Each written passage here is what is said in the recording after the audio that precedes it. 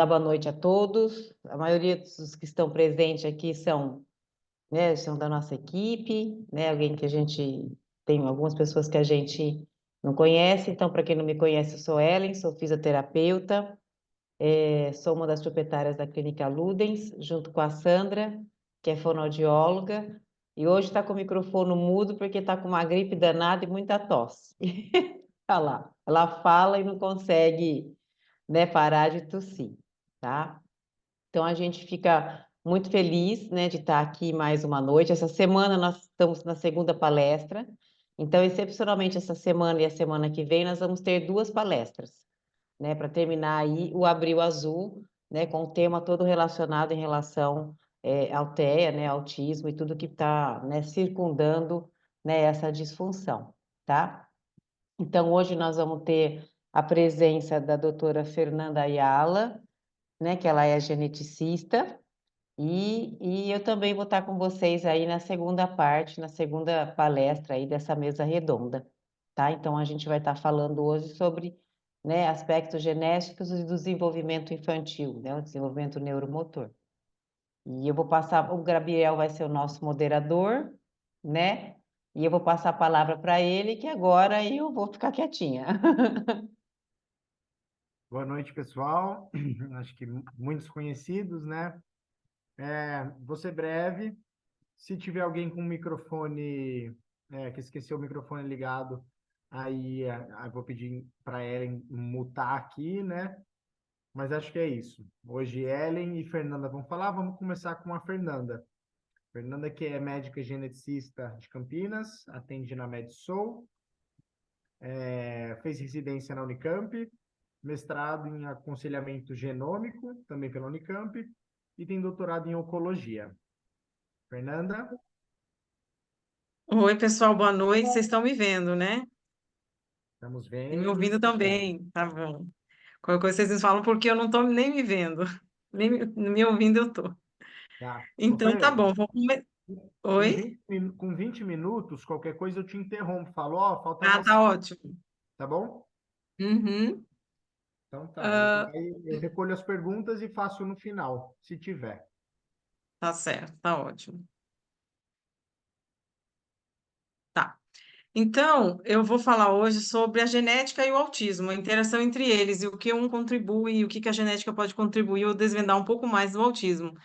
Compreendendo, então, as causas e as abordagens para o transtorno do espectro autista. Eu não me apresentei mais porque o Gabriel já fez isso, tá, pessoal? Se vocês tiverem alguma pergunta, vocês me perguntam no final. Então, vamos lá. Quando eu penso assim no autista, que eu vejo ele e tento estudar e compreender cada vez mais, eu me vejo assim num mundo um pouco mais abstrato, ainda abstrato, na verdade, onde eu consigo ver as formas, mas eu não consigo entrar muito dentro desse universo que é o autismo, entendeu? A gente sabe aqui que é um mapa mundi, só que a gente não consegue ver muito bem definida as regiões, né? Apesar da nitidez. Então, nessa apresentação, eu vou abordar então a genética e o transtorno do espectro autista, relação complexa. Vou citar alguns diferentes fatores, né, e o que a genética pode contribuir. Vou citar algumas pesquisas em andamento para desvendar os mecanismos subjacentes a essa condição e falar um pouco dos desafios que a gente encontra hoje em dia no campo da genética, tá? E as oportunidades e o que isso pode levar. Esses desafios sempre levam a alguma nova oportunidade, né? Que é sempre uma melhora nas estratégias de diagnóstica, intervenção e apoio para indivíduos e as famílias dessas pessoas com autismo. Então, aqui todo mundo já sabe que o autismo, né? É só para frisar mesmo que é um espectro. Então, dentro desse espectro, tem uma diferença de sintomas, de gravidade dos sintomas, leve até, que requer menos suporte, até aquele que é mais grave, que precisa de mais suporte para o desenvolvimento dele, do indivíduo.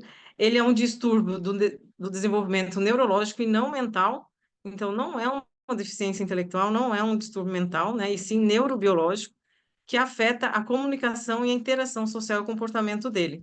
É caracterizado, então, por algumas deficiências na interação com o mundo, principalmente a interação social, a comunicação, que leva, então, a dificuldade de aprendizagem, comportamentos repetitivos, interesses restritos, principalmente para alimentos que levam à deficiência de minerais e micronutrientes, dificuldades sensoriais e desafios, então, com a aprendizagem. Então, isso que eu falei, que não é uma doença mental, mas sim uma diferença neurológica, né? E a prevalência do autismo, que a gente tem percebido, tem aumentado bastante.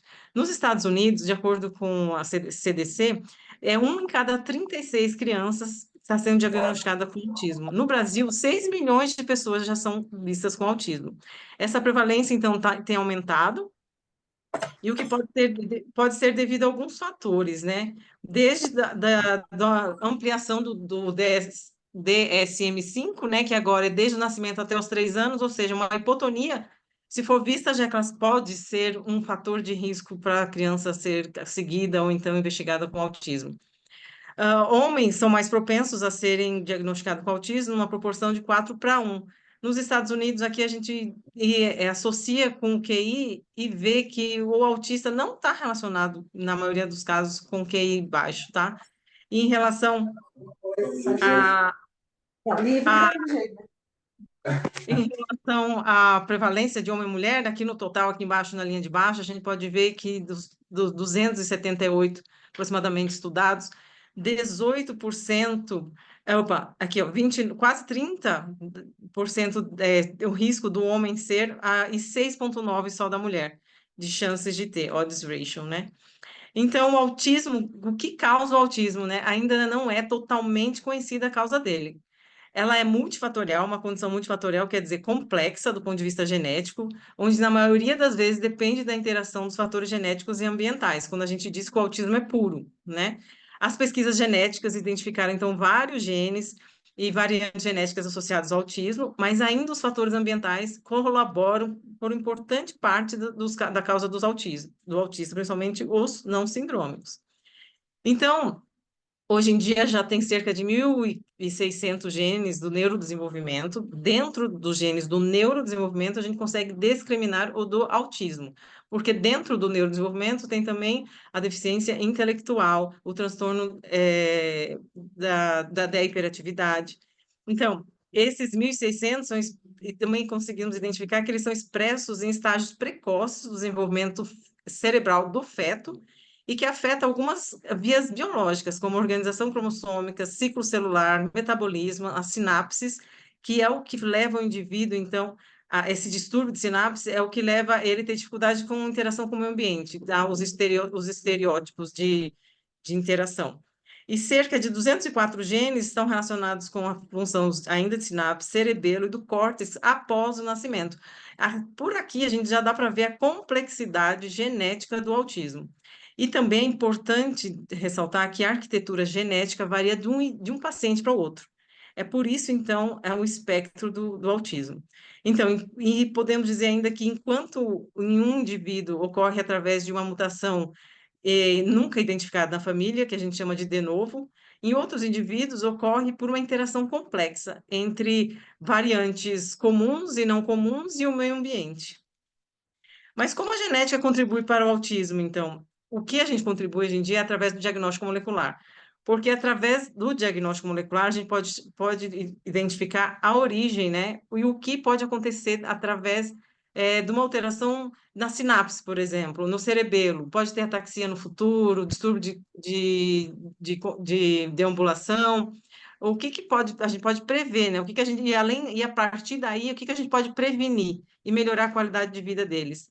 Além disso, a gente sabe que isso vai interferir também na escolha do teste genético e na economia que a família vai fazer para identificar. E por que isso é importante? É importante porque se a família ainda quiser reproduzir, né, a gente vai dar um risco para eles. E além disso, se eles quiserem excluir esse risco, a gente pode indicar uma fertilização in vitro e fazer um teste pré-implantacional. Mas hoje em dia, uma pessoa que a gente não sabe o risco, não sabe a base molecular do autismo, a gente não consegue dizer para uma família que tem um filho com autismo, qual é a chance de recorrência no outro filho, entendeu? Existe uma recorrência, só que é presumida, né? É estimada. Então, e quando o autismo é conhecido, ele está dentro, geralmente, de quadros sindrômicos, como alteração no FMR1, no X frágil, MECP2, síndrome de Rett, PTEN no homem e Shank3, que são casos sindrômicos reconhecidos. Só para ter uma noção, a distribuição dos genes dos transtornos do neurodesenvolvimento, altamente reconhecidos, já que estão em banco de dados, eles estão, quanto maior o cromossomo, né, distribuído em todos os nossos cromossomos. Então, nós temos 23 pares de cromossomos, sendo o último relacionado ao sexo. O Y não está relacionado ao transtorno do neurodesenvolvimento, e sim o X. E dentro dele tem vários genes que estão relacionados, tá? Importante dizer que quando o indivíduo, então, tem 2X, por exemplo, ele pode ter um autismo. E a gente pode identificar num cariótipo, por exemplo. Agora, você pode me perguntar, mas e o autismo, ele é visto isolado ou consigo ver também junto molecularmente com o transtorno da hiperatividade? Ah, essa é uma boa pergunta, porque os genes estão sobrepostos. Então, quando a mãe chega para mim e fala, porque ele foi identificado com um transtorno da hiperatividade, eu desconfio um pouco e até que ponto ele não é fator de risco para autismo, ou então eu queria investigar um pouco mais por que que não foi identificado por que que só foi identificado com hiperatividade? Porque os genes do neurodesenvolvimento são sobrepostos. Então, o indivíduo que tem autismo, ele possivelmente vai ter uma hiperatividade. Se é relacionada com estresse ou não, que ele também tem como sintomas secundários, aí a gente precisa entender um pouco mais. Então, o transtorno do neurodesenvolvimento, ele se divide basicamente em genes relacionados ao autismo com deficiência intelectual, e transtornos de hiperatividade e epilepsia. São os principais genes hoje em dia pesquisados. Interessante notar que as pesquisas vão avançando e se a gente quiser interferir, então, e prevenir o autismo, a gente tem que entender em que momento há alteração nos genes, né? Em que momento eles são alterados para que produzir uma proteína alterada e a célula não irá se beneficiar da função de um gene mutado. E uma das maneiras é ver a expressão do gene em que momento do desenvolvimento embriológico. Então, esses estudos já estão fazendo, né, a expressão gênica e em que momento do cerebelo, hipotálamo, tálamo, em que momento da fase fetal até a fase adulta.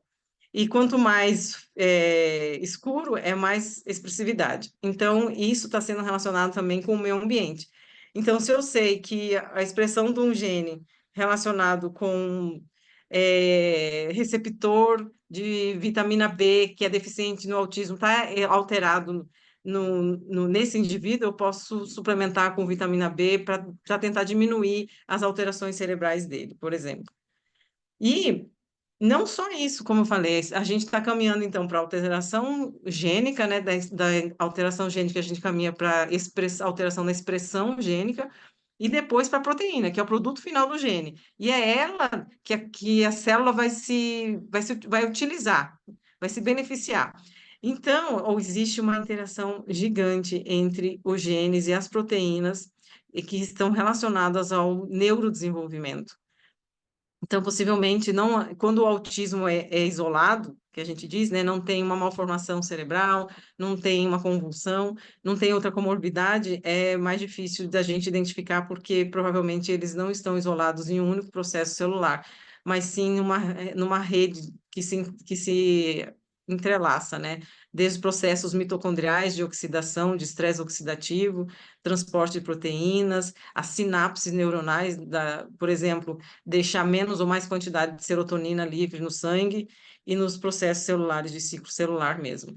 A genética, então, pode contribuir determinando, né, desde o prognóstico da doença, o que pode acontecer mais com o indivíduo que tem uma alteração genética, uma vez que a gente consegue identificar a presença predominante daquela proteína em determinados tipos de órgão, e se aquela proteína está falhando em determinados tipos de órgão, é ali que pode acontecer as comorbidades. Então, a partir desses estudos, a gente consegue ver um prognóstico e tentar uma medicina mais preventiva. E também isso ajuda os pais, né, a delinear melhor os cuidados dos filhos, e também na questão da herdabilidade, né? que se um indivíduo tem autismo, a gente acredita que o filho pode ter uma predisposição maior para desenvolver essa condição. E se for um autismo puro, então a gente pode interferir com o meio ambiente? Essa é a pergunta futura. Agora, tem familiares, né? Esse aqui é um indivíduo, o pintado sempre é um afetado.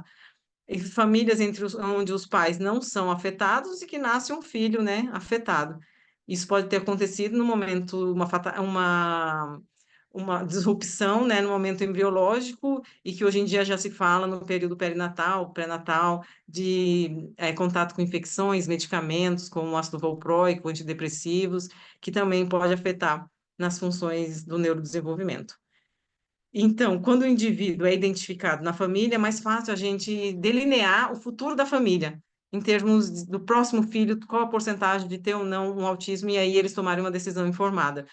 Agora, quando na família existe um gene que recorre e que é uma predisposição, ou seja, a família tem uma suscetibilidade, como se fosse uma predisposição a câncer também, que também ambos são heranças complexas que dependem do genótipo, né, da nossa, de como a gente nasce geneticamente e da interação com o meio ambiente.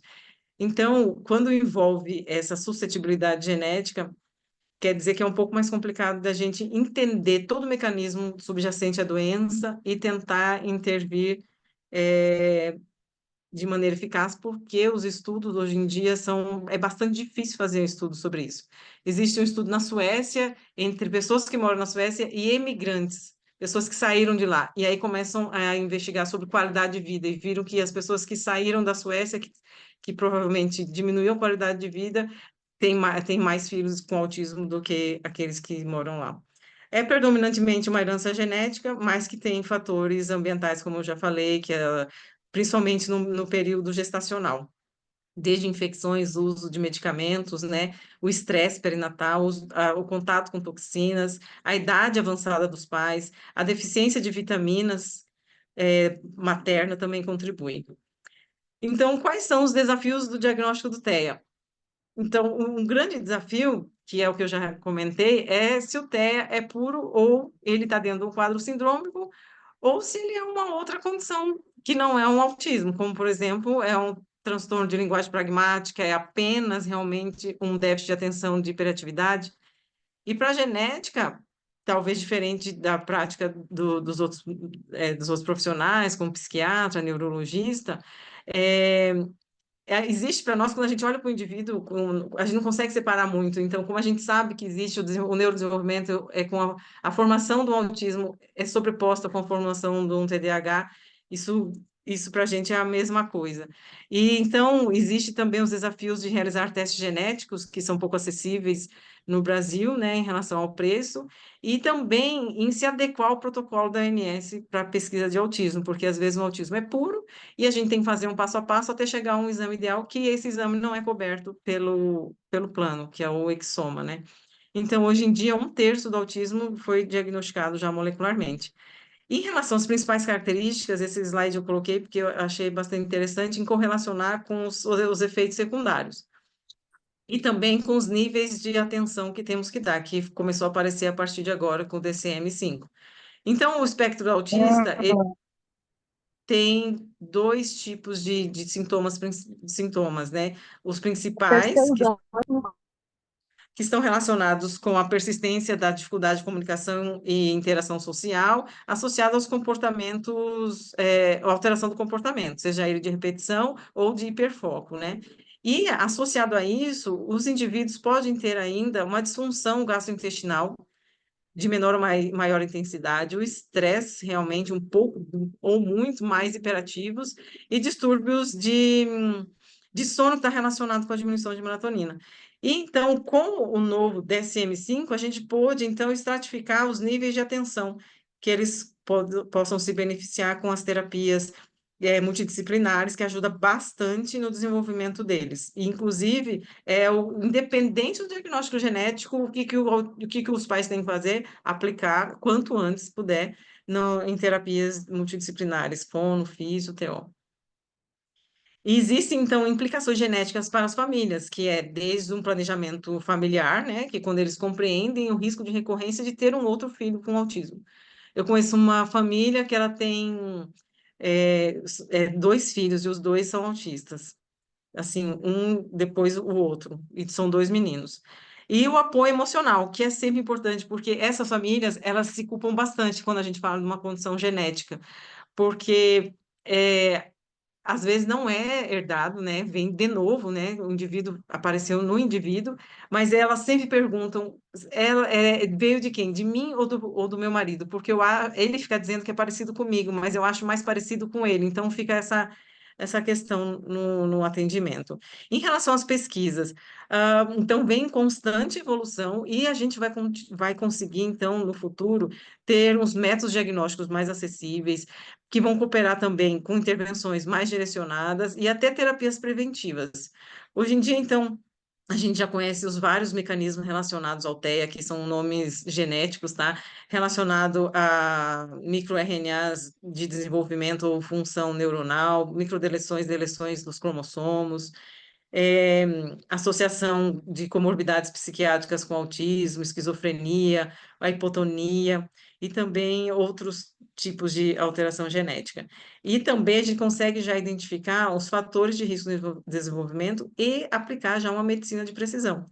Quando a gente consegue, então, identificar que um gene está mutado, talvez a gente consiga fazer uma transcrição mexer na transcrição gênica do gene, ou então mexer nas vias de sinalização, então, ou mexer no eixo cérebro-intestino,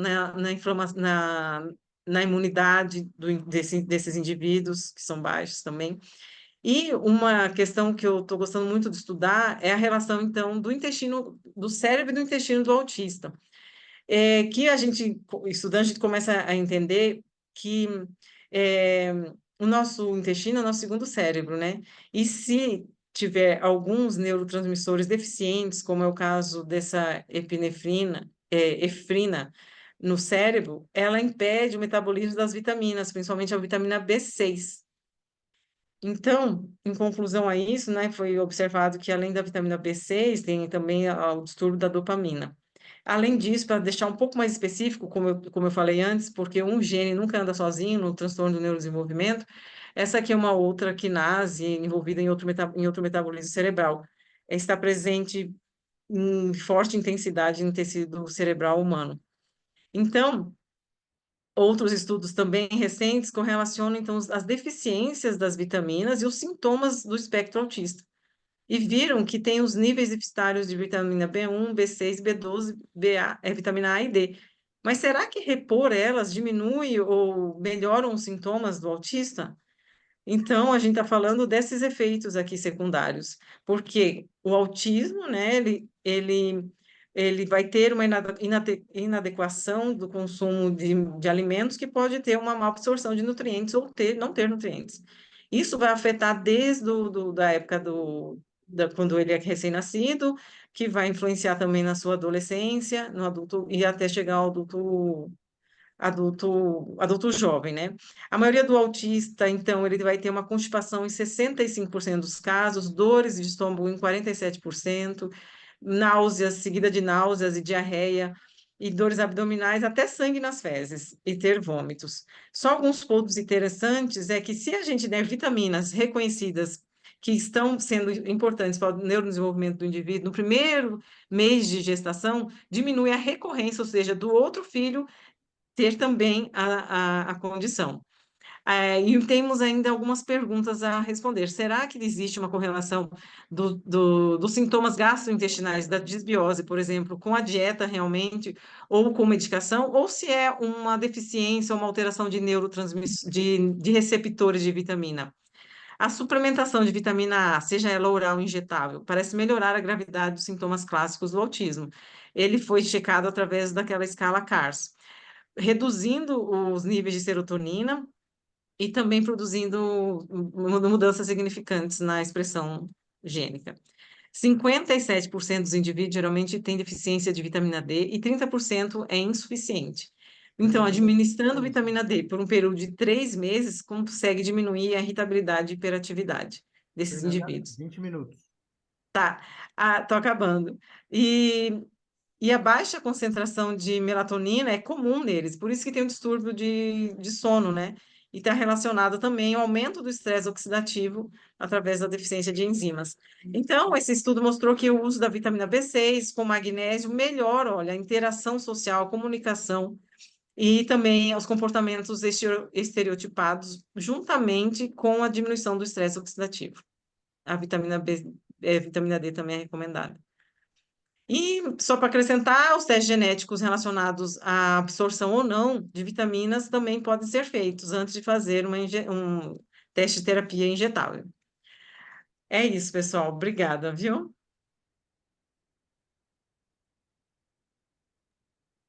Muito bem, parabéns. Eu acho que são muitas informações, né? E ao mesmo tempo eu queria mais desse próximo slide aí, que você não terminou, que é a consulta com o geneticista, né? De repente seja válido, né, em todos os casos. Sem dúvida, mas é pelo tempo, eu acho, que eu tinha que falar um pouco da base genética, não sei como é que vocês querem fazer. É bem rápido, acho que uns 5 minutos. Não, pode sim, dá tempo. Pode? Pode, acho que Tá, pode. deixa eu entrar aqui. É bem direcionada essa. Vamos lá. Então tá, pessoal. A consulta com o geneticista. Por que que eu fiz esse slide? Vai aparecer meu rostinho aí, mas não vai ser eu falando, tá? Vai ser eu aqui ao vivo. Por quê? Porque todos os meus pacientes que eu atendo, de 10 no dia, 5 são famílias com filhos com autismo para investigação, e eles não sabem o que eles estão fazendo na genética e nem sabem o que levar na maioria dos casos. E porque o neurologista fala, seu filho tem autismo, precisa investigar geneticamente. Logo, eles ficam, acho que, intimidados de querer falar se é do pai ou da mãe. Então, o diagnóstico, geralmente, ele vem para mim com o diagnóstico do neurologista, do psiquiatra, idealmente com um teste de avaliação neuropsicológica, porque é ela que vai fazer aquelas escalas. E é um teste bastante subjetivo, e objetivo também, e bastante completo, né? Eu gosto bastante de ler. Isso eu levo um tempo lendo o teste de neuropsicológico. Então, quando vier, quem que procura, né, o autismo? A genética. A genética é encaminhada por um neurologista, um pediatra, um psiquiatra, psicólogas, e também as fonos, físio e TO, disciplinas múltiplas, todo mundo pode indicar. E muitas vezes a mãe não sabe por quê. Então, por quê? Porque eu quero identificar se esse quadro de autismo dele está dentro de um quadro sindrômico reconhecido ou não sindrômico. O sindrômico, eu consigo ver através de uma avaliação complexa, onde eu preciso dos exames. Então, eu preciso ver se ela tem uma deficiência intelectual, o indivíduo, né? Através de um teste neuropsicológico. Se tem crises convulsivas, se sim. Fez o eletroencefalograma? Tem convulsões determinadas? Quais tipos de convulsões que é? Qual o padrão da convulsão? Tem malformações do sistema nervoso central? Tem ressonância de encéfalo?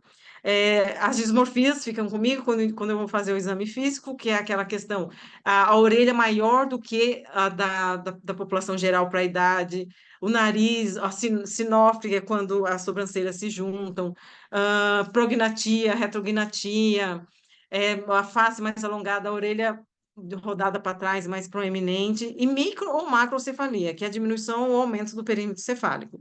Além de tudo, tem uma coisa importante, geralmente eles têm atraso de fala. Aí sempre tem que fazer um BERA, é importantíssimo. Por quê? Porque a primeira causa de não falar é porque não ouve. E tudo bem. E se der tudo bem, então, realmente, o atraso de fala é um fator de risco para o autismo, porque ele não consegue interagir com o ambiente. Então, sempre, mãe, ir para o geneticista ou profissionais de saúde e, se possível, com esses exames. Então, Esther, primeiramente, dentro de tem, um quadro. tem duas perguntas aqui bem Tá. direcionadas. Ó, uma feita pela Sandra Smaira. A genética explica a questão do segundo filho, se for homem, da possibilidade, se for homem, da possibilidade de ser maior em ter o segundo, no caso, TEA? Entendi. Ó, o que acontece, se for um autismo puro, então a gente sempre tem que pensar, autismo é puro, é isolado, é só isso, ou tem outras comorbidades. Se for dentro de um quadro sindrômico, eu vou ter a base molecular, genética, e eu vou conseguir fazer a recorrência a partir da herança da doença. É uma herança autossômica dominante, autossômica recessiva. Dominante é quando depende, sempre nós somos aos pares, né? Porque vem do pai e da mãe. Dominante é quando precisa da alteração de uma cópia e recessiva as duas cópias. Mas eu acho que a sua pergunta é sobre isolado, que é aquele indivíduo que pode ser, né, que tem o autismo puro. Esse indivíduo, autismo puro, está relacionado com o meio ambiente. Por exemplo, aquele primeiro filho que teve que tem autismo, ele pode ter tido contato mais com infecções maternas, uso de medicamentos, isso tudo leva ao transtorno do neurodesenvolvimento na hora da formação fetal. Em contrapartida, o segundo pode, sabendo de tudo isso, já ter estudado toda a genética e o mecanismo da doença, a mãe se precaveu, né? Fez uma medicina preventiva e teve o filho, e o segundo filho não teve autismo. Agora, o quanto de porcentagem eu não sei falar sobre isso. Mas tem uma estimativa de 8%. Quando um tem autismo, o outro também tem autismo em cerca de 8% do homem. Mais Certo. alguma? Tem mais uma aqui, da Catiúcia Silvia, da Catiúcia Silva, falando lá, boa noite. Gostaria de saber sobre a relação, prevalência, né, de hipótese diagnóstica de TEA em FIV, em fertilização in vitro. Se você tem algo a dizer. Tem, excelente. Eu li hoje, inclusive, sobre isso. É, porque assim, ó, quando faz FIV, acontece um outro mecanismo de doença, chamado epigenética, que silencia ou ativa determinados tipos de genes que vêm da mãe e do pai.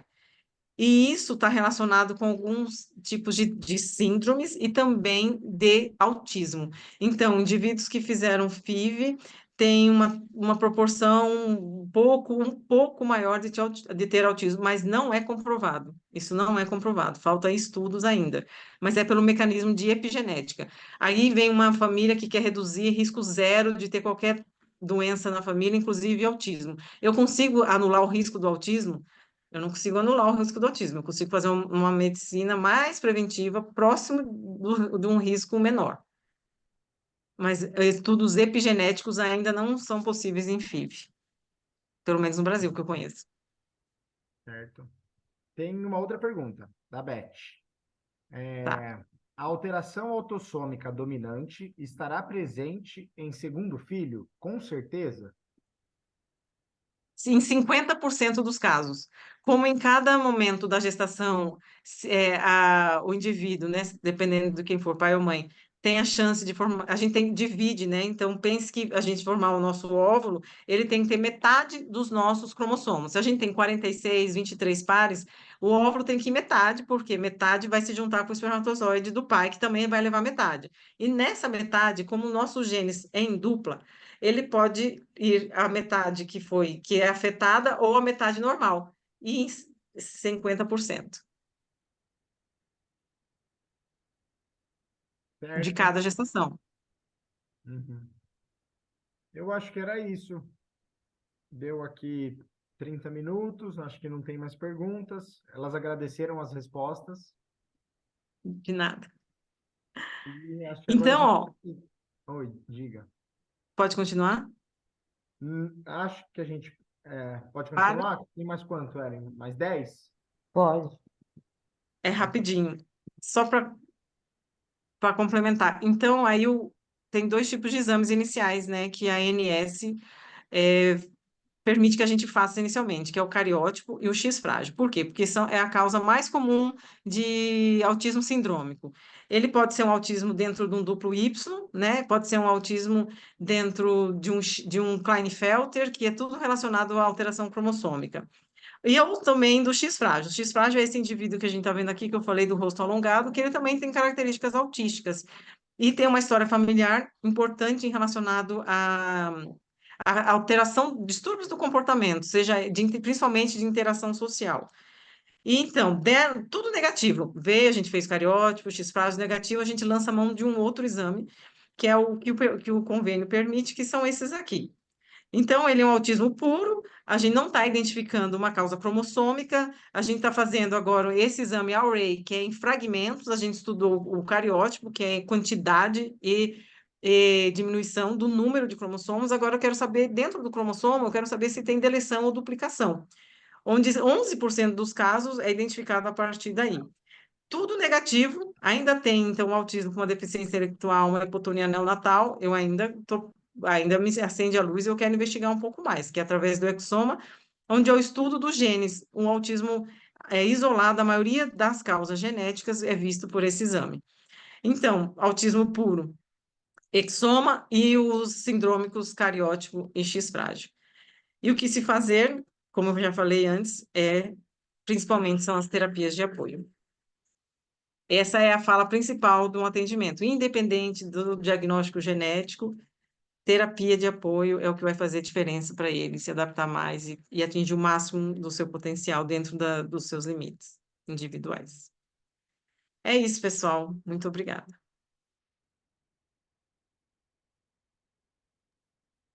Muito obrigado, gente. Posso parar, né? Pode finalizar. Então, a gente dá prosseguimento aí com a fala da Ellen, também falando aí sobre o desenvolvimento aí no TEA.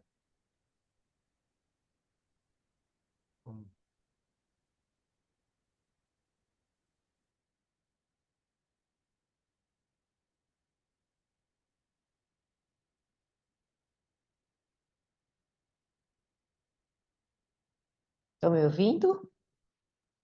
Sim, estamos ouvindo. Sim? Nossa, olha, que palestra incrível, né? Porque, assim, lá na clínica a gente tem muito hábito não, né? A gente insiste muito para procurar o geneticista, né? Então, assim, tem famílias que chegam realmente sem, né, nem pensar o que o geneticista faria na minha vida, será que alguém sugeriu, não sugeriu, né? Então, assim, como é importante, né, passar por esse processo com o geneticista para a gente saber, como você mesmo falou, né, Fernanda, em relação ao prognóstico, o que pode se esperar para essa criança, né, a questão de orientação para essa família também, né? Então, assim, quanto é importante o papel de vocês, geneticistas, nesse processo do autismo, né? Para que a gente, Uhum, inclusive, entenda todo esse, né, que mais que vem por aí, né? O que mais uhum, está acontecendo? Será que é só isso? O que mais a gente pode esperar? Até para a gente traçar um plano terapêutico e trabalhar com as expectativas dos pais, porque, né, não adianta, a gente trabalha mesmo, então não tem como não trabalhar, né, e não entender esse processo, viu? Brilhante sua palestra, viu? Maravilhosa. imagina. E assim, foi perfeitamente introdutória porque o que eu vou falar agora, né? Eu acho que a gente conseguiu casar bem, né? Então, assim, dentro do tema maior aí, os aspectos genéticos do desenvolvimento no TEA, eu vou abordar a questão do desenvolvimento neurosensório motor, vou falar um pouco da vida intraútero, né? E dentro da questão motora, né, quais são os principais sinais aí, as principais disfunções que a gente tem encontrado nos pacientes, tá? Então, assim, eu sempre coloco, eu gosto muito de colocar, né, uma figurinha aí desse bebezinho na vida intraútero, todo protegido, né, que a gente acredita muitas vezes que está tudo bem, né, que nada aconteceu, né, quando nasce também, né, porque é o que a gente fala, né, é oculto, né, é uma deficiência oculta, ou seja, ela não está na cara, né, ela vai aparecer de acordo com o desenvolvimento. Então, quando a gente fala né, de qualquer patologia, nós temos, ou disfunção, ou condição, no caso do autismo, a gente tem que investigar muito essa vida intraútero, né? E como foi em relação à questão da mãe, né, desse pré-natal, dessa preparação, como você bem disse, né? O que aconteceu? Quais são os processos, né? Teve infecção? Não teve? As vitaminas como é que estavam, né? Então, a gente tem frisado cada vez mais, inclusive quando a gente parte para a nossa anamnese, dentro do trabalho, né, da equipe de apoio que você citou aí, nós da área né, da reabilitação, cada vez mais a nossa anamnese tem sido muito mais nesse sentido de buscar todas as informações possíveis que possam nos levar a imaginar aí uma causa, né, ou um aparecimento do autismo aí na criança, tá? Então, assim, a gente sabe que toda a questão motora do indivíduo, né, todo o controle motor, a aprendizagem motora do indivíduo, ela está associada necessariamente à base do desenvolvimento sensorial do indivíduo, né? Então, a Sharon Cook e o Lacotte, ela já fala, são grandes estudiosas e elas colocam que o controle motor é totalmente baseado na questão sensorial, né? Então, quando que eu percebo esse mundo para que eu consiga dar resposta com o meu músculo, né? Então, eu falo muito isso, né? Então, eu percebo o mundo através das sensações e eu respondo ao mundo através dos meus músculos, através da minha fala. A minha fala também precisa de músculo, a minha alimentação também precisa desse músculo, né? Então, assim, toda essa biomecânica, como é que está? Então, quando a gente fala do desenvolvimento da vida intraútero, e principalmente do aprendizado, né, do aprendizado motor e do controle motor, nós temos que necessariamente falar de alguns sistemas que são extremamente importantes para esse aprendizado, para controle motor e habilidades globais. Então, assim, a gente tem que falar de sistemas sensoriais, a gente tem que abordar sistema músculo-esquelético, os fatores genéticos e ambientais, né, os fatores metabólicos e neurológicos, tá? Então, a gente não consegue falar de aprendizado, de controle motor e habilidades motoras dentro da tipicidade do indivíduo se a gente não abordar e não pensar em todos esses sistemas. Então, o que a gente tem, né, visto muito, né, nos últimos anos, né? Embora, que nem eu falei, eu seja fisioterapeuta, né, cuidar do músculo é o de menos, né? Eu tenho que entender por que aquela musculatura, aquela falta de controle motor, aquela falta de aprendizagem chegou naquele paciente. E assim também a fonoaudiologia, a educação física, a terapia ocupacional e assim por diante. Então, assim, a gente está tratando como a gente mesmo diz, um espectro muito diversificado, e dentro dessa diversificação, cada paciente é singular, com as suas especificidades, né? Então, olha quantas alterações genéticas e quanto de sinais clínicos e sintomas e comportamentos a gente pode ter diferenças aí. Então, quando a gente fala, né, do sistema do desenvolvimento, a gente tem que falar da maturação dos sistemas. Quando a gente fala de maturação, tem alguns sistemas que são muito importantes, todos são, mas tem alguns que são extremamente importantes para a questão motora, questão motora grossa, primariamente, do nosso paciente, tá? Da nossa criança. Né? Então, assim, que uma delas é o sistema vestibular. Então, a função vestibular é uma das primeiras modalidades a emergir, né? Então, essa maturação ela vai ocorrer ali antes do nascimento, né? Então, o sistema vestibular ele já está maduro antes do nascimento. Então, quando o bebê nasce, ele já tem ali, né, incorporado no seu sistema nervoso central todos os planos de movimento. Ah, mas Ellen, quando ele nasce, né, ele não consegue fazer a flexão, as flexões laterais, mas ele já está incorporado. No entanto, que à medida que essa criança vai crescendo, mês após mês, né, ela vai crescendo e ela vai sendo estimulada, esse plano de movimento, um vai desenvolvendo e vai se sobrepondo ao outro, né? Então, primeiro o sagital, depois o frontal, depois o transverso. E esses planos, eles já são estabelecidos e eles são, como que eu posso dizer? Eles são implementados, né, e fixados de maneira permanente à medida que a neuroplasticidade e os neurônios vão executando as suas sinapses no decorrer desse primeiro ano de vida, tá? Então, a gente tem aí todos os planos de movimento já estão incorporados e esse sistema vestibular já está maturado ao final, já ali antes do nascimento. E assim, por que ele se matura tanto, né? Porque a experiência no útero ajuda muito, por exemplo, na lateralização. Então, a gente pode ver, né, que o sistema vestibular ele está muito direcionado, muito relacionado à questão da lateralização, né, direito, esquerdo, da linha média, como é que a gente faz esse processo. E quando a gente fala de atividade motora grossa, a gente tem que abordar essa questão da lateralização, porque muitos dos nossos movimentos são movimentos que vão em busca dessa lateralização. Eu preciso desses movimentos para me movimentar, né? Quando eu vou virar na cama, quando eu vou pegar um objeto acima, quando eu vou escrever. Então, tudo está muito baseado, inclusive, no sistema vestibular e nos planos de movimento. E aí, quando a gente fala do visual também, por que eu trouxe o visual? Né? Nós tivemos agora, acho que faz uns 2 meses, recentemente, num congresso, né, de atualização em autismo interdisciplinar em São Paulo, E assim, né, uma das palestras mais gritantes que a gente viu é que realmente o primeiro sistema que segundo essa pesquisa, né, o primeiro sistema que é afetado na criança com autismo é o visual, né?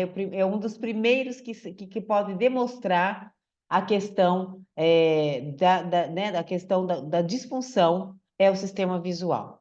Então, dentro, né, do RN, ele não está interessado no mundo visual e somente a visão das cores. Então, a gente sabe que o bebê, quando nasce, ele só vê cores, ele não vai ver formas, ele não consegue distinguir ainda, né? E o desenvolvimento do nervo óptico, da função visual e estruturas oculares internas, ele vai estar ali se desenvolvendo e ao longo do primeiro ano. Por volta de 6 a 8 semanas, né, de vida, o nenê, ele fixa e segue objetos, tá? O alinhamento dos olhos vai acontecendo ali por volta dos 4 meses. E aonde você pode começar, aí no caso, se a criança tiver um estrabismo, começar a aparecer o estrabismo. Se a gente tiver no primeiro ano de vida, do desenvolvimento da coordenação do movimento dos olhos. Então, isso me chamou muito a atenção e eu trouxe aqui o visual, baseado muito nessa referência, nessa evidência que a gente viu no Congresso. Né? Então, assim, no primeiro ano de vida, esse movimento de coordenação dos olhos, né, de reconhecimento do ambiente, do reconhecimento de pessoas, né, que é tão importante para a interação dessa criança, para a interação social, é um dos primeiros sinais que são perdidos na criança autista. E o que isso tem a ver com a questão motora? Muito, gente. Tem muito a ver por quê? Porque o controle motor, né, e a habilidade motora grossa, ela depende muito da conexão entre o sistema visual e o sistema vestibular, pela própria interação entre esses dois sistemas e a inervação deles. Então, quando a gente fala de sistema vestibular, a gente fala muito da inervação a nível de medula espinhal, e aí a gente vai ter o controle de tronco, o core, que a gente fala. E é uma coisa que a gente vê muito deficitária na criança com autismo, que é o desenvolvimento desse core, ou seja, a potência tanto da flexão quanto da extensão para as atividades dinâmicas e principalmente para as atividades estáticas, que é aquela criança que praticamente não consegue ficar parada estavelmente. Tá? Então, existe uma relação muito importante do sistema visual e do sistema vestibular para esse controle postural e ajuste postural, que a gente vê tão defasado na criança com autismo. Em relação ao sistema tátil no desenvolvimento intraútero, por volta da 4ª semana do início do desenvolvimento da pele, né? Então, a gente já tem aí, na 4ª semana da vida intraútero, a pele, né? Principalmente inicialmente ao redor da boca e segue de forma céfalo-caudal. De 12 a 15 semanas, o feto chupa o dedinho. 20 semanas, todas as células estão ativas no corpo. 24 semanas, as vias corticais estão prontas. Olha que cedo, né, do sistema tátil. E ao nascimento, o bebê sente tudo e a sensibilidade maior em torno das mãos, da boca e dos pés. Então, isso quer dizer o quê? O sistema tátil é um dos primeiros sistemas também a serem desenvolvidos, né? Então, quando a gente chega lá na criança, que até os 18 meses, né? A gente tem ali o sistema de poda neural, que a gente vai falar um pouquinho. Então, se eu tenho esse sistema de poda neural, ou então essa irregularidade na formação dessas sinapses, é onde começa a aparecer os primeiros sinais do autismo. Lógico que baseado em todos os fatores genéticos que a doutora Fernanda falou para a gente, tá? A propriocepção. Nós temos por volta de 6 semanas o embrião que ele pode arquear seu pescoço e costas.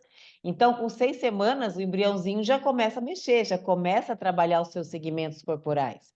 Com 8 semanas, ele já pode mover os membros, e ele tem alguns reflexos que são incidentais. E o propósito dele, o que é? Locomoção, habilidade manual, ações faciais e movimentos exploratórios, né? Então, esse vai ser, resumidamente, o que a gente quer com essa propriocepção no futuro, né? Que está tão interrelacionada com a habilidade motora grossa e outras habilidades aí que a gente sabe relacionadas à escrita, às praxias e tudo que né, a gente tem estudado.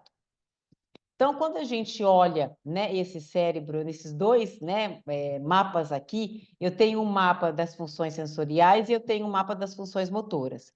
Então, em momento nenhum eu posso separá-los, né? Porque para eu movimentar, eu dependo necessariamente do que o meu corpo está percebendo, está sentindo. Só assim eu vou conseguir, né, planejar, tá? Pensar quais músculos eu vou usar e executar uma função motora, tá? Então, quando a gente tem, né, a criança com autismo, o que que a gente vai ter? Quais são os principais achados que a gente vai ter das funções motoras no TEA, tá? A gente tem a poda neural, que ela ocorre por volta de entre os 18 a 30 meses, né? E a gente tem aí, segundo a literatura, uma ineficiência, ou seja, uma irregularidade. Então, é aquela criança que, né, quando você já tem um fator, né, genético, já tem todos esses fatores ali, né, e eles, por algum motivo, eles vão ser, né, exacerbados nessa fase da infância, e isso a literatura fala da poda neural. Então, quando eu tenho a poda neural, eu estou impedindo que essas sinapses elas façam maiores ligações, né, elas façam um arcabouço cerebral de uma forma mais consistente, e é aí onde eu perco, né? Essas crianças perdem algumas habilidades que já foram conquistadas e não conquistam novas habilidades, né? Então, por isso que é tão importante o diagnóstico precoce, que hoje, graças a Deus, né, as crianças estão sendo diagnosticadas muito mais cedo do que há 10, 20, 15, 20 anos atrás. E como eu disse para vocês, segundo, né, o que a gente estava vendo na literatura, uma das primeiras alterações que vão ocorrer, né, sutilmente é na questão visual, né, que é a questão desse foco, a questão dessa criança, né, o reconhecimento, né, do outro e o reconhecimento dessa interação social. Quando a gente fala de controle postural, né, a gente tem literaturas também que falam que os ajustes posturais dessas crianças, eles são mais lentos, né? Então, assim, por que o controle postural é ineficaz? Porque o ajuste postural, que são dois, que é o antecipatório, né? Eu vou me preparar para alguma situação, e o adaptativo, quando eu já estou numa situação e eu me desequilibro, né? Então, nós temos essas duas capacidades motoras de nos mantermos equilibrados motoramente mediante as situações. Então, nessas duas condições, a criança com autismo tem uma deficiência grande em relação aos ajustes posturais, ou seja, na questão antecipatória de prever, de organizar o seu corpo para enfrentar uma situação, né? Então, assim, é quando a gente vê aquelas crianças, nossa, parece um suicida, né? Tô olhando, mas meu coração sai pela boca porque, assim, não vê o perigo? Realmente não, porque eles não conseguem se ajustar, né?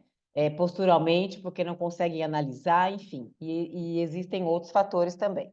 E a questão de quando você já está numa situação e se desequilibra, né? De repente você está andando num piso molhado, né? E quando você percebe que vai cair, nós que somos teoricamente típicos, aumentamos o nosso tônus muscular para nos proteger. E isso que não vai acontecer numa criança autista, né? Então, essa é uma das grandes dificuldades também que nós temos.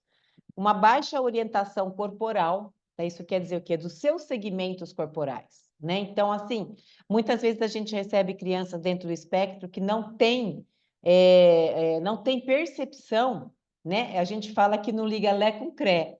Em que sentido? Em que sentido de perceber, né, que numa determinada atividade ela tem que manter o joelho estendido, para subir a escada ela tem que fazer a flexão do quadril, né? Para pegar um objeto ela tem que fazer a extensão do ombro. Então, é uma baixa orientação corporal e no sequenciamento dessas ações musculares.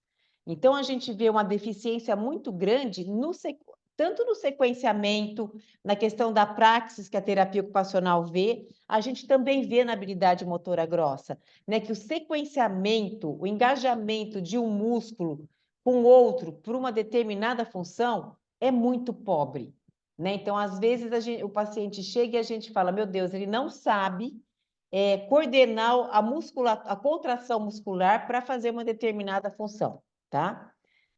A doutora Fernanda colocou uma questão bastante importante, que é a hipotonia, né? A hipotonia, sim, a maioria das crianças dentro do espectro tem um tônus mais baixo. Pode não ser uma hipotonia, né? Como a síndrome de Down, enfim, mas existe um tônus mais baixo, tá? E assim, o grande número de pacientes que a gente vê, e isso eu quase posso dizer para você que 100% deles tem falta de ativação de core, que a gente falou, né? Que é o tronco. O tronco é o cerne do nosso controle postural. Então, essas crianças chegam sem força nesse tronco, né? Sem força de flexão, sem força de extensão, lateralização. Dessa maneira, né, as funções manuais de membros superiores, o correr, o andar, ficam extremamente prejudicados. E aí entra as compensações, né? Muitas vezes, vou deixar a ponta dos pés por último. Uma hiperextensão de joelho, lógico. Se eu não tenho um controle postural no meu tronco, eu tenho que me manter de alguma maneira estável. Aí eu vou para as fixações. E quais são elas? Hiperextensão de joelho, a ponta dos pés. Embora a ponta dos pés seja, né, uma grande incógnita ainda, né, é uma questão sensorial, uma questão proprioceptiva, a gente levanta muito que a ponta dos pés é uma maneira de compensar drasticamente essa falta de coordenação, de ativação de core. Tá? Então, à medida que eu não tenho um controle no meu tronco, eu tenho que ter alguma maneira de me movimentar, de aumentar esse tônus e me mover de maneira segura. E aí pode surgir a ponta dos pés.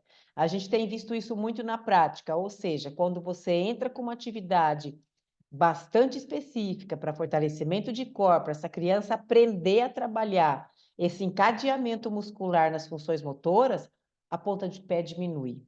Tá? Desaparece? Não, mas ela diminui consideravelmente durante o período todo de 12 horas do dia. Então, se ele passava 12 horas em ponta do pé fazendo as atividades, a gente vê uma redução em pelo menos de 50% a 60% do tempo da utilização das pontas do pé. E outra questão bastante importante em relação às questões de evacuação, né? Então, assim, não foi um nem dois pacientes, foram muitos, que a partir do momento que a gente fez um trabalho específico bastante grande em relação a esse tronco, a esse core, a gente ajudou muito a facilitar as questões da evacuação. Lógico que, né, a gente fala o desfraude, a evacuação não são só questões motoras, musculares, tem outras questões, tem questões sensoriais, tem questões comportamentais, né? Mas, assim, o nosso papel é deixar esse core pronto para que ele tenha força abdominal suficiente para que ele consiga eliminar essas fezes, tá? O que a gente pode perceber desde o início do lactente em relação, né, a uma criança que possa estar dentro do autismo? Uma criança irritada, muito chorosa, dificuldade na alimentação, atraso nas aquisições motoras. Em relação à infância, baixo controle postural, persistem alguns atrasos, falta de planejamento motor e pouca exploração do meio. Então, esses são indícios muito importantes para que a gente possa, quando a criança chega, né, com algumas dessas questões, a gente já liga, né, um sinalzinho vermelho na nossa cabeça. E quando a gente vê, né, em relação às crianças e adolescentes, né, encurtamentos, padrões atípicos de movimento, diminuição de amplitude muscular e força muscular, função alterada nas atividades de vida diária, desempenho acadêmico e social muito abaixo do esperado ou realmente zero, tá? Criança e adolescente, a gente fala adolescente, porque hoje, eu te coloquei adolescente aqui, hoje a gente tem recebido muitas crianças novas na primeira infância, que é ótimo, né? Mas alguns anos atrás, eu já que trabalho muito tempo, nós trabalhamos há muito tempo com autismo, nós percebemos que eu já recebi muito adolescente, tardiamente. Tardiamente o quê? Com contraturas, com deformidades, em que a gente pôde fazer muito pouco por esses adolescentes. Então, hoje, está mais fácil de nós intervirmos, né, precocemente, porque eles estão chegando mais cedo para a fisioterapia. Uma avaliação qualitativa e quantitativa. Então, como que nós, fisioterapeutas, né, dentro da fisioterapia, vamos fazer? A gente vai fazer, né, uma observação clínica não estruturada, que a gente fala, não é em relação à terapia ocupacional, mas é uma observação clínica livre, né? Dentro dos testes que eu possa fazer com esse paciente, dos testes motores, de força muscular, a própria exploração do ambiente, eu vou proporcionar ao paciente que ele consiga vencer alguns obstáculos que vão me mostrar como é que está essa força de core, essa força de membro superior e de membro inferior. Eu coloquei aqui a escala Bailey, porque até os 3 anos de vida, eu tenho aplicado muito, e a escala Bailey, ela não é uma escala diagnóstica de autismo, não. É uma escala de desenvolvimento infantil. Só que ela tem sido extremamente importante para a gente fazer um gatilho para esses pais, para fazer uma maior investigação. Por quê? Quando a gente faz a escala Bailey, quando a gente vê na área cognitiva motora grossa e motora fina, nas provas em relação a planejamento motor, ideação e imitação, essas crianças apresentam deficiências nessas provas, né? E essas provas são muito significativas para o quadro de autismo. Em relação à área de linguagem, a gente vê em relação à atenção compartilhada, a interação e a comunicação expressiva. Então, embora o Bailey ele não é um teste para rastreio de autismo, ele é um teste para detecção do neurodesenvolvimento e detecção de atrasos até os 3 anos de vida, mas quando a gente faz o Bailey e essa criança está dentro do espectro, é muito comum, quase 100%, que ela vai apresentar dificuldades nesses aspectos das provas do Bailey. Os principais pontos da fisioterapia, centrais da fisioterapia, a gente fala como intervir, né? Então, como é que eu vou... a fisioterapia, eu acho que ela foi aqui, entrou mais recentemente no tratamento da criança com autismo, né? Porque sempre foi mais a psicologia, a terapia ocupacional e a fonoaudiologia, né? E a fisioterapia agora, ela tem chegado para um momento muito importante, né? Porque a gente percebe que se essa criança não tiver um controle postural, minimamente um ajuste postural, minimamente uma força muscular, essa criança pode, pode ter milhões de alterações, quedas importantes, né? Risco de quedas e se machucar, alterações importantes em relação à alimentação, né? Então, quando a gente fala de seletividade alimentar, eu tenho a fonoaudiologia falando das questões fonoaudiológicas, a terapia ocupacional falando das questões sensoriais, e eu, como fisioterapeuta, falando em relação à questão postural para essa criança conseguir fazer essa alimentação, não só postural, mas respiratória. Então, hoje, né, o paciente com autismo, ele se beneficia da fisioterapia motora e da fisioterapia respiratória. Então, quando eu vou intervir com uma criança com autismo, eu tenho que pensar necessariamente nas alterações sensoriais que essa criança apresenta, nas alterações motoras, como que elas se entrelaçam, qual é a função que eu quero melhorar e qual é o tipo de abordagem que eu vou fazer. Porque eu não consigo tratar uma criança autista da mesma maneira que eu trato uma criança com paralisia cerebral devido à singularidade do espectro e de cada criança. Bom, era isso que eu queria falar para vocês, né? Eu sei que a gente tem um tempo pequeno aí, mas eu espero que a gente tenha conseguido, pelo menos, né, ajudar a esclarecer, e acho que dá tempo da gente responder perguntas. Se vocês quiserem uma discussão, eu estou à disposição. Muito obrigado, Ellen, pela fala. É sempre muito bom escutar aí vocês falarem. Por enquanto, não tivemos perguntas.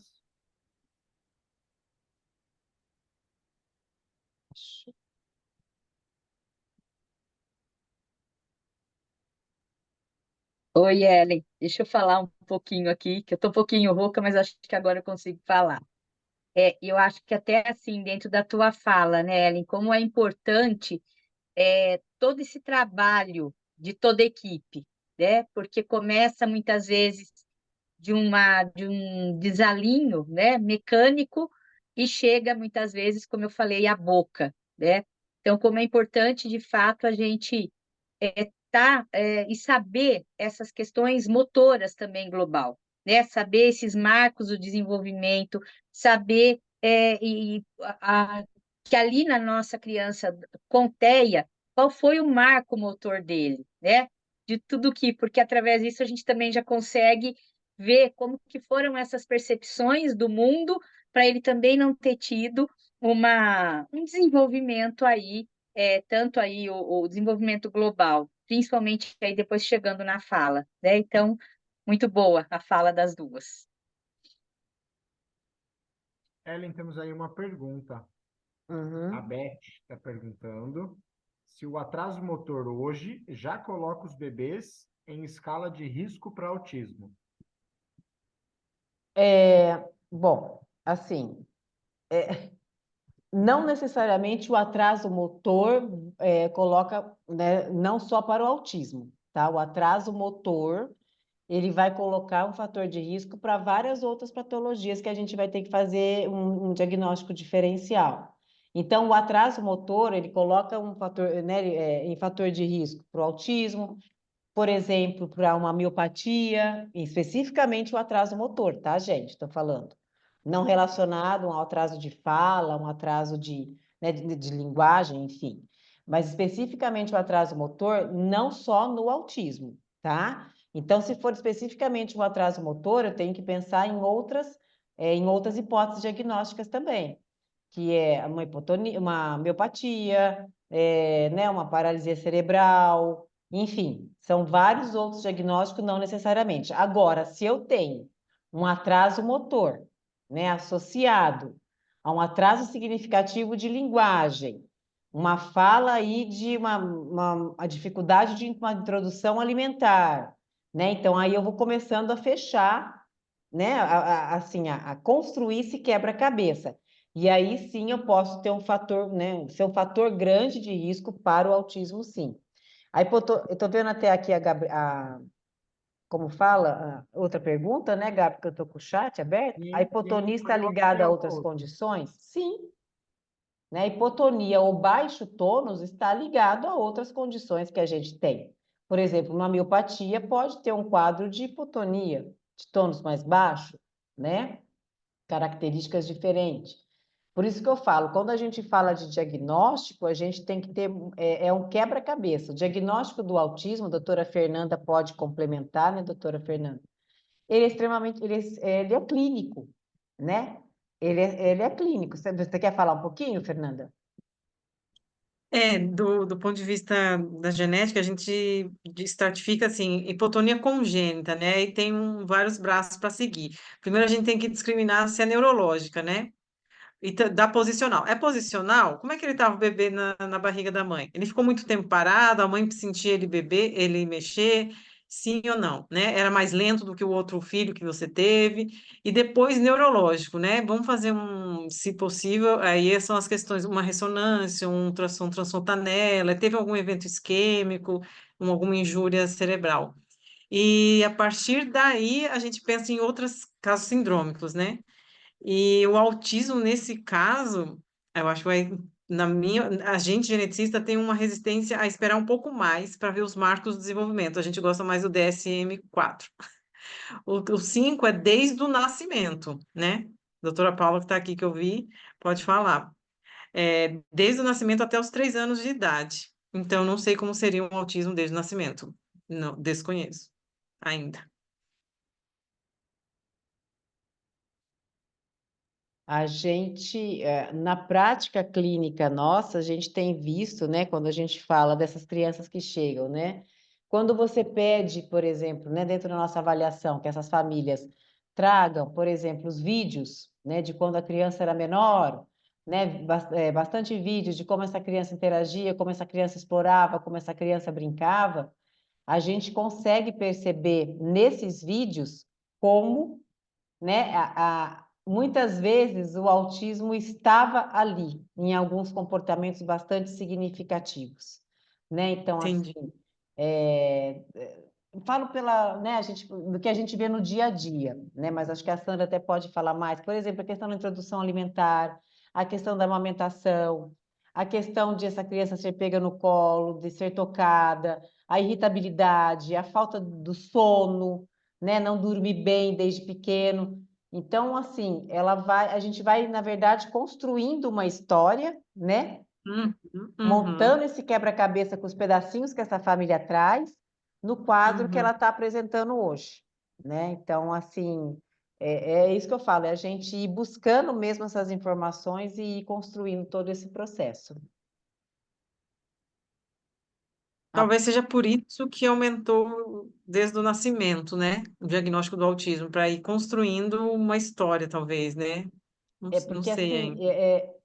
é isso, né? Graças à medicina, o diagnóstico está tão diagnóstico precoce hoje, né? Assim, Para precoce que eu intervir, digo. né? Acho que é Para na intervenção. intervir isso, né, para uma intervenção bem precoce, né? A gente, que nem eu falei, que nem né, uns 10 anos atrás, a fisioterapia nem atuava com a criança com autismo, era raro, né? Então, assim, Uhum. porque acreditava-se que só a dificuldade era na interação social, na linguagem, né? E ok. Então, hoje a gente está começando não, né? A gente já vê quanto que todas as áreas estão interligadas, né? Que se eu não tiver um bom motor grosso minimamente, eu não vou, essa criança não vai ser seletiva, por exemplo, né? Então, assim, que nem a gente viu a palestra ontem de seletividade alimentar, né? Se você não tiver essa criança posturada, essa criança com controle de tronco, com a condição, alinhamento, respiração, né? Então, muitas crianças não conseguem se alimentar porque não conseguem coordenar a respiração, não tem força de abdômen para o diafragma trabalhar. Então, assim, a gente começa a entrar num mundo muito mais amplo, né? Que precisa de todo mundo. Acho que é isso. Do abstrato para o concreto, né, É, Ellen? é do abstrato para o concreto, né? E você sabe que Uhum. assim é o que eu falei. Quando eu falei do Bailey, eu sou suspeita porque eu sou uma apaixonada pelo teste do Bailey, né? Ele é um teste que faz aí, é um teste de desenvolvimento mesmo, né? Ele vai detectar, mas ele assim, ele é muito sutil, né? Quando a criança está dentro do espectro, ela vai realmente apresentar deficiência naquelas provas que vão ver imitação, que vão ver planejamento motor, que vão ver linguagem expressiva, né? Não adianta, não foge. Eu posso pegar todos os Baileys que eu fiz, que a criança estava dentro do espectro e realmente não tem jeito. Acho que é isso. É isso. Tem aqui um elogio da Catiúcia Silva Sim. para a sua apresentação. Obrigada. Eu acho que, né, pessoal, já a gente vai deixar isso gravada também. Obrigada, Fernanda. Foi muito Mas, rico a sua palestra, então a gente vai se encontrar muito por aí. Você vai receber muitos pacientes nossos, se Deus quiser, para nos amém. ajudar Vamos bastante, interagir. né? Com essa medicina Sim. integrativa que a gente está trabalhando com vocês aí, que é maravilhosa. Sandra, você quer Uhum. falar alguma coisa? Não, Eu estou bem agradeço. feliz também dessa interação. Eu achei bastante rica o que você trouxe. Complementou demais a minha visão para o meu paciente. Ficou muito mais assim integrado, sabe? Eu cuido dele de uma maneira global agora. E faz todo sentido, tudo isso que a gente está fazendo, né? Faz. É um Muito obrigada a propósito. vocês. É, aham. Obrigada, gente. Sandra, Obrigada, quer falar gente. Obrigada, alguma coisa? Gabriel. Boa Boa noite a noite. todos. Boa noite, Até Ellen. mais. Obrigada. Obrigada. Tchau. Tchau, Fernanda. Tchau, gente.